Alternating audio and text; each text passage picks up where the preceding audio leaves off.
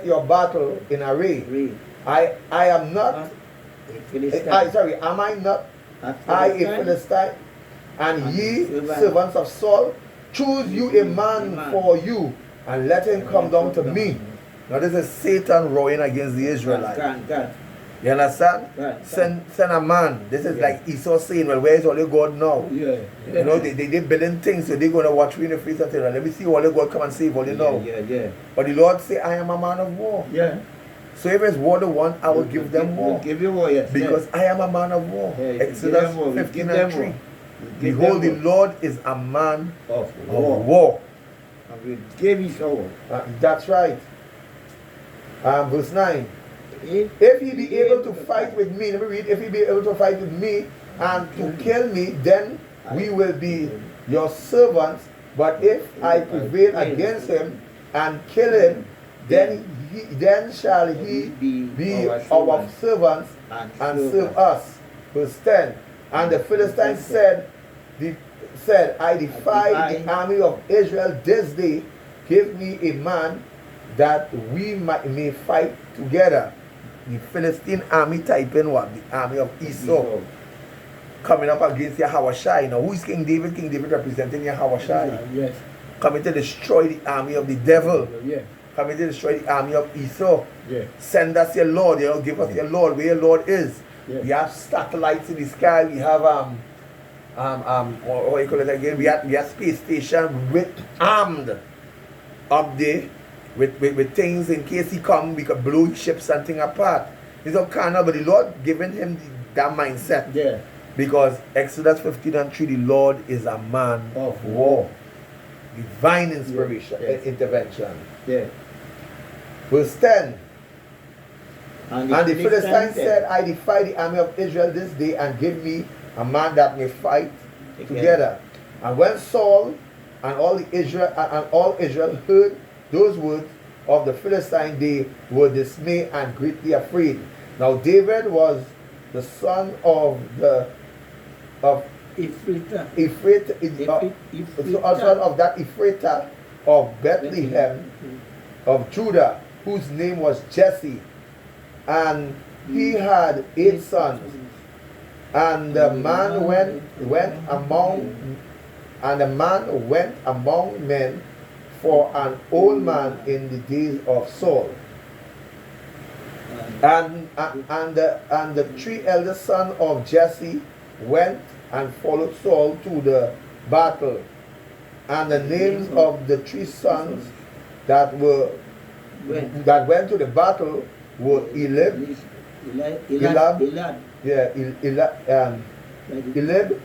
the firstborn. The next son was Abinadab, right? And the third was Shamat, right? And David was the youngest, and the 3 eldest followed Saul. Verse 15. But David went and returned from Saul to feed his father's sheep at Bethlehem. And the Philistine drew near morning and evening and presented himself 40 days. And Jesse said unto David his son, Now take now for thy brethren an ephah of the parched corn, and these 10 loaves, and run to the camp to thy brethren. Verse 18. And carry these 10 cheese unto the captain of their 1,000, and look how thy brethren fare, and take their pledge. Verse 19. Now Saul and all the men of Israel were in the valley of Elah, fighting with the Philistines. They were fighting with the Philistines.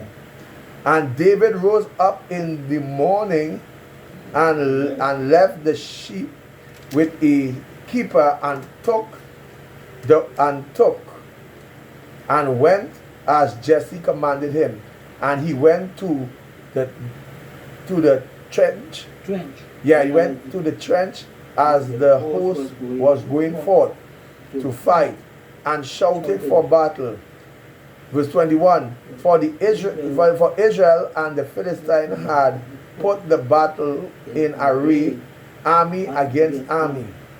Verse 22, and David left his carriage in the hand of the keeper of the carriage and ran into the army and came and saluted his brethren.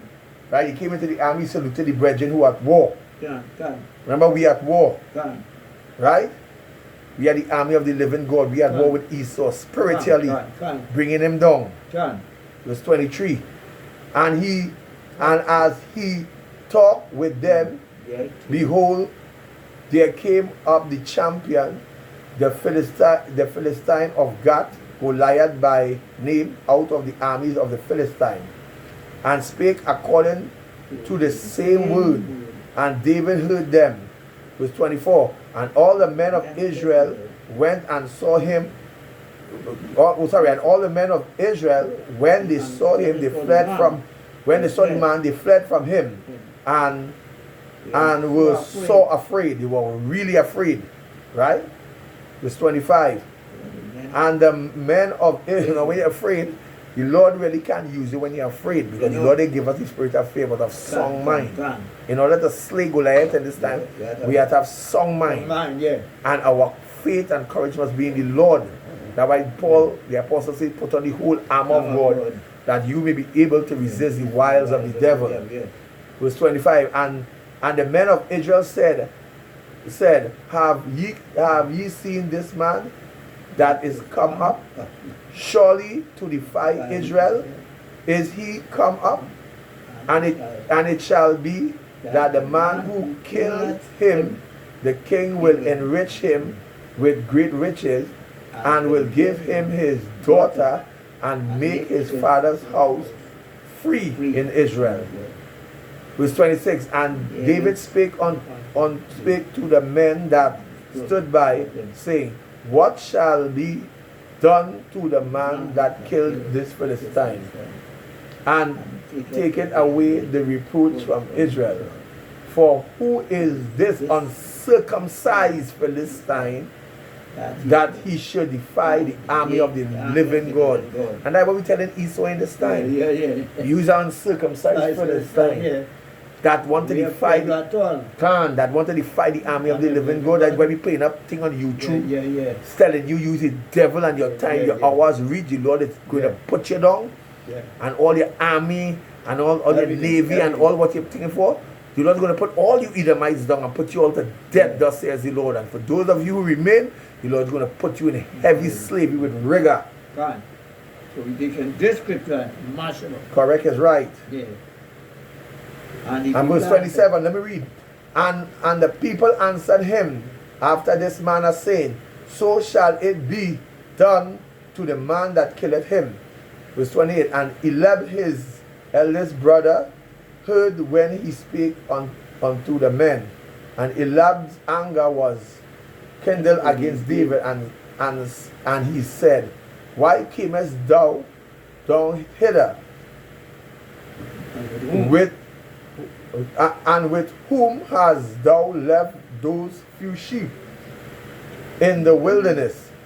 I know thy pride and the naughtiness of thine heart, for thou art come down that thou mightest see the battle.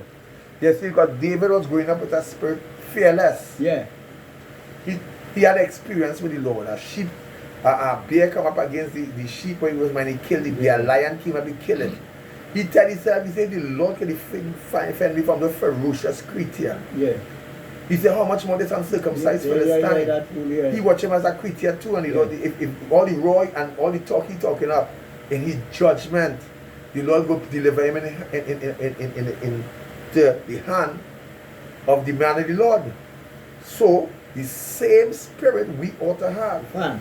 But that is why he had to cry for a double portion of the spirit to take down this Goliath. Because this Goliath got a lot of demons in him. In order to take him down, you had to ask for a double portion of the spirit. And you will take him down. Yeah. Through the power and spirit of Yahweh Shem Yahushai. Now we taking him down spiritually through with the word. When Yahweh Shai comes, he's going to take him down physically.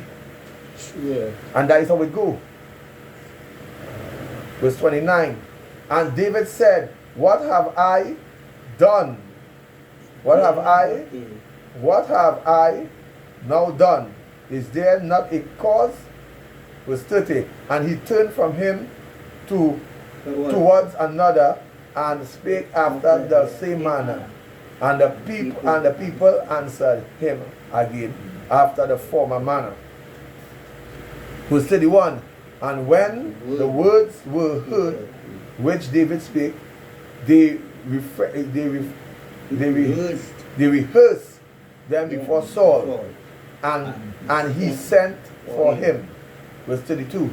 And David said to Saul, let no man's heart fail because of him. Thy servant will go and fight with this Philistine. Verse 33. And Saul said unto David, thou art not able to go against this Philistine to fight with him, for thou art but a youth, and he a man of war from his youth. Verse 34. And David said unto Saul, thy servant kept his father's sheep, and there came a lion and a bear and took a lamb out of the flock. Verse 35. And I went out after him and smote him and delivered it out of his mouth. And when he rose again against me, I caught him by his beard and smote him and slew him. Thy servant slew both the Thy servant slew both the bear, the lion and the bear. Right? And this uncircumcised Philistine shall be as one of them, seeing he had defied the armies of the living power. And that is how we had to think. That is how we had to think. That is how we had to get into the mindset in this time. But it takes a lot of prayer and fast and asking God for a double portion of the Spirit. You must want that. For the evil days that we are about to be, you must want that. Verse 37. David said, moreover, the Lord will deliver me out of the paw of the lion and out of the paw of the bear. He will deliver me out of the hands of this Philistine. And Saul said unto David, go, and the Lord be with thee. David, Saul rock back his man and said, well, boy, I have to see this. Go, and the Lord be with thee.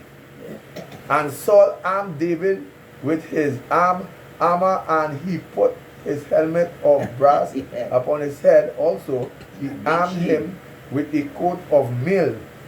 Verse 39. And David girded his sword upon his armor, and he arrayed to go. He had not proved.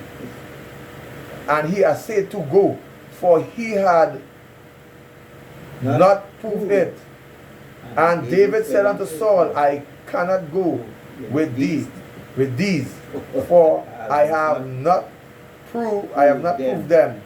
And David put them off him. You see, all that set of weight Saul trying to put on him. That ain't making no sense. You understand? All that set of days it's good to study your Bible, but all that set of thing you into, and all that doctrine you're trying to put on me. The word of the Lord is to free we up. That we can when you're free up, you can kill Goliath. You can fight. But if you're weighing the people down and telling them that they depend on the Lord to save them, and not Yahweh Shai, you're weighing them down. And you're weighing them down with guns and exactly pop like the spirit. Guns and all kind of spirit, you're weighing down the people and them. You're not freeing them up. You weighing them down with your heaviness. Really and truly, all that sort of thing you other Israelite camps into, that is weighing down the people. That putting heavy spirits on them. And Saul's shield and the armor and all them things that he had was heavy spirit. No, we don't want that. The Lord say, whom the Son of Man set free is free indeed. So David wanted us to be free up. Yeah, they control me. In order to fight the enemy, you had to be free up in the spirit. And that is what we're talking about. Yeah. That freedom come through Yahweh Shai Mashiach, who the Son of Man set free is free indeed. Yeah. Yeah. March him up with the word, man, when it comes to that. Verse 40. And he took off his staff in his hand and chose him 5 smooth stones out of the brook and put them in a shepherd's bag, with which he had even in a scrip, and his sling was in his hand, and he drew near to the Philistine. And the Philistine came on and drew near unto David, and the man that bare the shield went before him. And when the Philistine looked about and saw David, he disdained him, for he was but a youth and ruddy and of a fair countenance. Verse 43.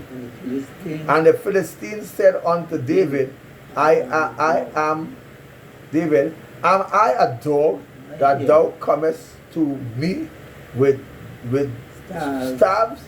And the Philistine crushed David. No, sorry. Stab. And the Philistine cursed, not crushed, so like he cursed David by his gods. And the Philistine said to David, come to me, and I will give thy flesh unto the fowls of the air and to the beasts of the field. Then said David to the Philistine, thou comest to me with a sword and a spear and with a shield, but I come to thee in the name of Yahweh Bahasham Yahweh Shai, the Lord of hosts, the power of the armies of Israel, whom thou hast defied. Verse 46. This day will the Lord deliver thee into my hand, and I will smite thee and take thy head from thee, and I will give the carcass of the host of the Philistine this day unto the fowls of the air and to the wild beasts of the earth, that all the earth may know there is a power in Israel. And that is what we're trying to tell the people. That is what we're trying to tell the people. That is what we're trying to tell. How expensive the goods get. And how you can't no work and whatnot. The Bible says, he is God, he comes to. He feed the little birds. He feed the fowls of the air, the birds of, you understand? And then beasts in the field. Then the toil and work no way. And if he could do that today, if Father God created provide for them, how much for us? Yes. But that's not what we're getting at also too, what we're getting at is that this is what we're preaching to Esau. Letting Esau know you have your tanker, your armored vehicle, you have all that what you have, but we don't have none of that. No. But we come up against you in the name of Yahweh, Ba'ashem Yahushai, Ba'ashem Rekakodash, and we're telling you, the Lord going to deliver you into our hands. Thus says the Lord. Yes. That is what that is our prayer. Verse 47. Amen.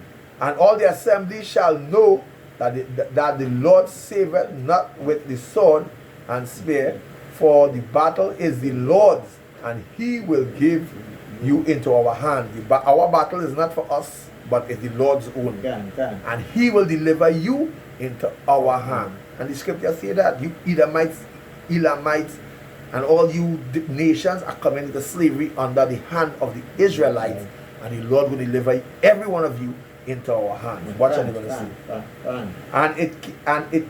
And it came to pass when the Philistine arose and came and drew nigh to meet David, that David hastened and ran towards the army to meet the Philistine. And David put his hand in his bag and took thence a stone and slang it and smote the Philistine in his forehead, that the stone sunk into his forehead, and he fell upon his face to the earth. Divine intervention. Yeah. So David prevailed over the Philistine with his sling and with his stone, and smote the Philistine and slew him, but there was no sword in the hand of David. Therefore David ran and stood upon the Philistine, and took his sword and drew it out of the sheath thereof, and slew him, and cut his head therewith. Yeah. This is the sword we cut in Esau's head with spiritually. Yeah. And when Yahweh and the angel come, they're going to do it physically. And when the Philistines saw it, their champion was dead, they fled. Yeah, when you take down the system and Esau, Edom and all these things, what will happen to the rest of the Bible? Says, smite the shepherd and the sheep will scatter. And you see no what, and you see nothing. Yeah. All you see is little people in the Bible, Yeah. and we stand up with the word of God, and we say, What do you think going to happen? he say, if not playing fast, he make a fall judgment. Yeah. And by the time we turn on the plane, fall and mash up, everything that we say is just coming apart. Boom. What do you think going to happen? Give me the book of St. John. More divine intervention. 9 and 16. St. John 9 and 16. More divine intervention. Yes. Yeah. Yeah. Well, in fact, start from verse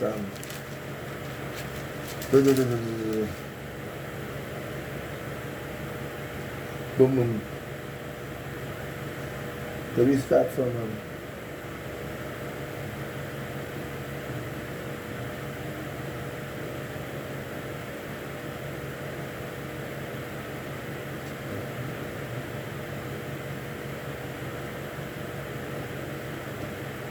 start from verse St. John chapter 9 and verse 9 and start from verse 3.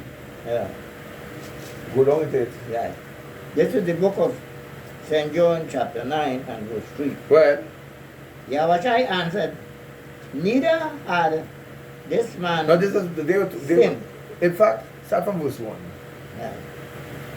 And as Yahweh passed by, he saw a man which was blind Well, from his birth. from his what? From his birth. From his birth. Divine intervention. Well, And his disciples asked him, saying, Master, who did sin, that this man on his parents, that he was born blind? right? Yahweh answered, neither had this man sinned, nor his Not his parents. parents. So some things, let me just say something. So sometimes the Lord allows things to happen that the glory of the Lord may make manifest. Yeah, Right? Yeah. When you read the Bible, you understand that there are some things the Lord caused to happen that His glory that will be made manifest. Yeah, He allowed Esau to run this world right now that His glory will be made manifest. And we will see the downfall of Esau, Edom. Right? But that he was... Let me read that. Let me read verse 3. And Yahweh answered, neither had this man sinned nor his parents, but that the works of the Most High shall be made manifest in him. Verse 4. I must work the works of him, who is him, the Lord, Yahweh, that sent me, while it is day. The night cometh when no man can work. Verse 5. As long as I am in the world, I am the light of the world. Right? And when he had thus spoken, he spat on the ground and made clay, and and made clay of the spittle, and anointed the eyes of the blind man with the clay. Verse 7. And he said unto him, go wash in the pool of Siloam, which is by interpretation and sent, and he went his way. Therefore he washed and came came saying, the neighbors therefore and they which were before had seen him that he was blind, said, Is not this he that sat and begged? Verse 9. Some said, This is he. Others said, He is like him. But he said, I am he. Verse 10. Therefore said they unto him, How were thine eyes opened? And he answered and said, A man that is called Yahushai made clay and anoint my eyes, and said unto me, Go to the pool of Siloam and wash. And I went and washed and received my sight. And he said unto him, Where is he? And he said, I know not. Divine intervention. He did just call divine intervention for what the Lord could do. Divine intervention. Heal you from your blindness. You once was blind in this world, and now you're seeing through the Spirit of the Most High. Give me Luke 8 and 41. Another work of Yahushai. We can't talk about all these miracles and they talk about Yahushai. Luke 8. Yeah, Luke 8 and 41. Luke 8 and 41. I'll read. I'll start from verse 40. And it came to pass that when Yahushai was returned, the people gladly received him, for they were all waiting for him. Right? Like we waiting for him right now. Verse 41.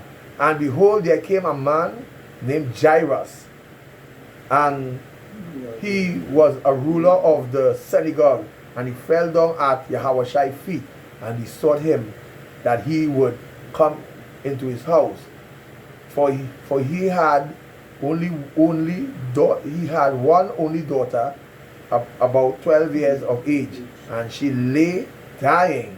But as he went, the people drowned him. You understand? Or drowned him because they were surrounding him. Right? Verse 43.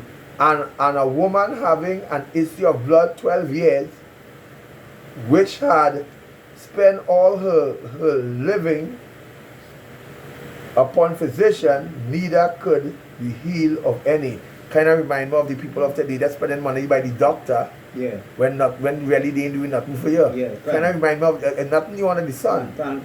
Verse 44. Came behind him and touched the border of his garment, which is the fringes, and immediately her issue of blood snatched. And Yahushai said, Who touched me?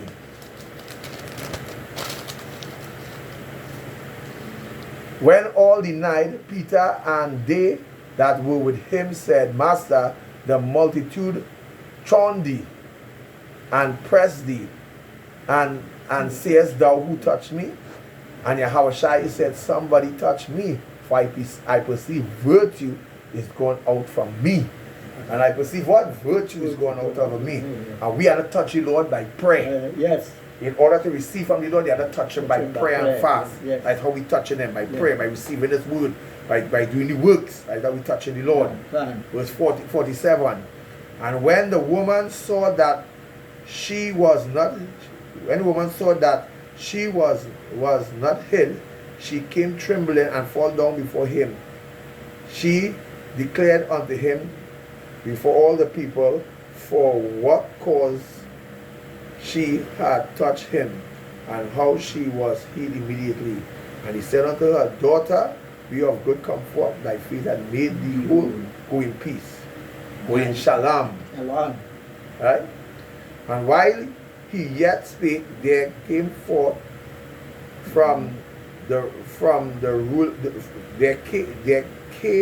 there cometh one of the rulers of the synagogue's house, saying unto him, Thy daughter is dead, trouble not the master. But when Yahushai heard it, he answer him, saying, fear not, believe only, or only believe, and all you got to do in the truth is only believe, and she shall be made whole. Verse 51, and when he came into the house, he suffered no man to go in, save Peter and James and John, and the father and mother of the maiden. Verse 52, and all wept and bewailed her, but he said, weep not, she is not dead, but sleepeth. And they laughed him to scorn, knowing that she was dead. Verse 54, and he put them all out, because they had no faith. From the time you start to do that, you have no faith. The Lord is dealing with you. So he put them out. I don't want them around, man. The sour the vibes already with the disbelieving self. Right? That way this truth is only for the elect, and only elect will get it. And the rest of you was just blinded. That's why Paul says, Israel obtained that we seek it for, but the election has obtained it, and the rest were blinded. The Lord had to put them out because they're blind.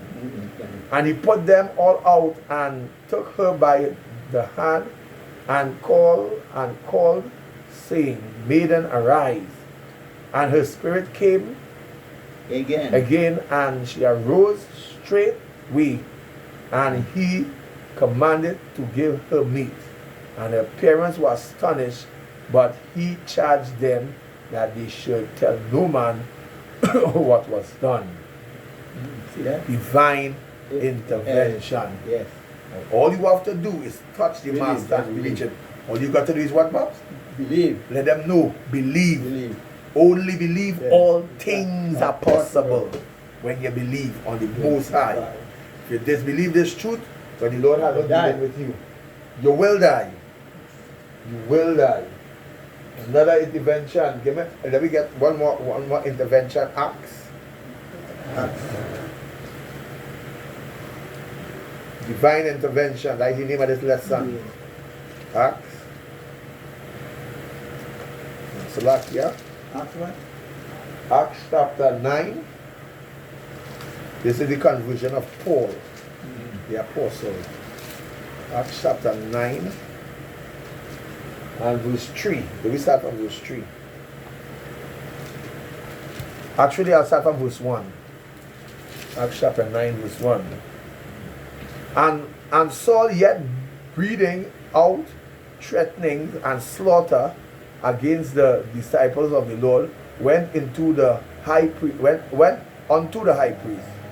Verse 2, and desire of him letters to Damascus, to the synagogues, that if he found any of this way, whether they were men or women, he might bring them bound unto Jerusalem. So that was the days of hard times in Jerusalem. Saul and the army riding hard against those who believe in Yahweh Shai Mashiach. Verse 4, and he fell to the earth and Salakia. Verse 3, and as he journeyed, he came to near Damascus, and suddenly there shined round about him a light from heaven. Verse 4, and he fell to the earth and heard a voice saying unto him, Saul, Saul, why persecutest thou me?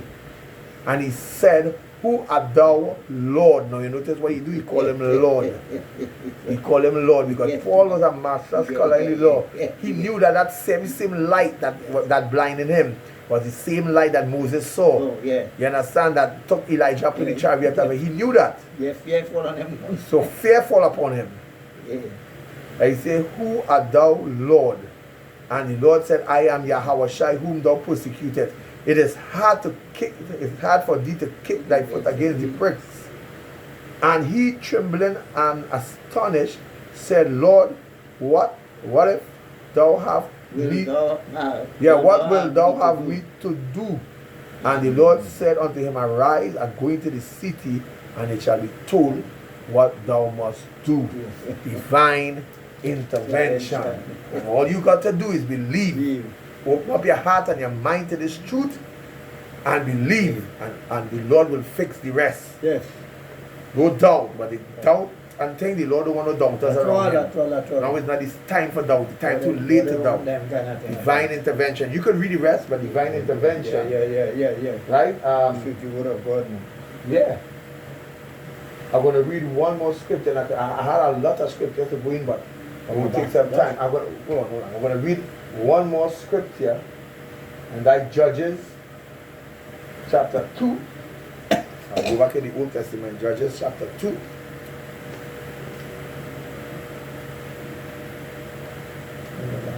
Judges chapter 2.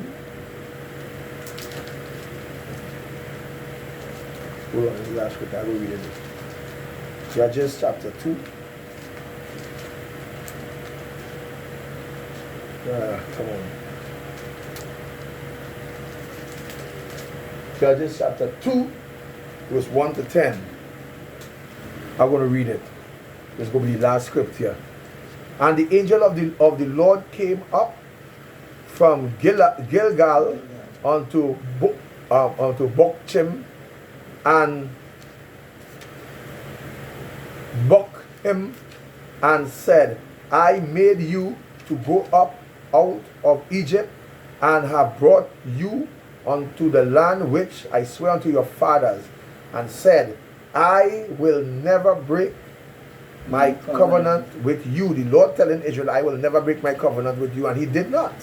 We broke the covenant. And ye shall make no league with the inhabitants of the land, meaning we shall make no covenant or no friendship with the nations that is wrong about us. And ye shall and he shall throw. Read by the 10 parts. And he shall throw down. And he shall throw down altars. Right, and he shall throw down the altar, which means the other nation don't serve the God, don't make no alliance with them. Thou shalt throw down their altars, but ye have not obeyed my voice. Why have ye done this? The Lord is asking Israel, you have not obeyed my voice. Why have you done this? Why are you all fronting up with the unbelievers and the other nations? Really, the other nations. Why are you doing that? To serve other false God. Verse 3. Wherefore I also said, I will not drive them out from before you, but they shall be as thorns in your side. And what you will cause them to rise up against us, and their God shall be a snare unto you. That we are Negroes bowing down to and lighting dear for Mother Lakshmi and going and bow down to Allah and Mecca and bowing down to Jesus in the Christian church, Cedra Borgia, and the list goes on, and you people have no idea how you putting curses on yourself. Verse 4. And it came to pass when the angel of the Lord spake these words unto the children of Israel, that the people lift up their voice and wept. They must weep. And they call the name of that place Bochim. And they sacrificed there unto the Lord, but they started to repent because they realized there's curses upon them. And when Joshua had left the people, and when Joshua had led the people go, the children of Israel went every man into his inheritance to possess the land. Verse 7. And the people served the Lord all the days of Joshua, and all the days of the all the days of the elders that outlived Joshua, who had seen all the great works of the Lord that he did for Israel. Verse 8.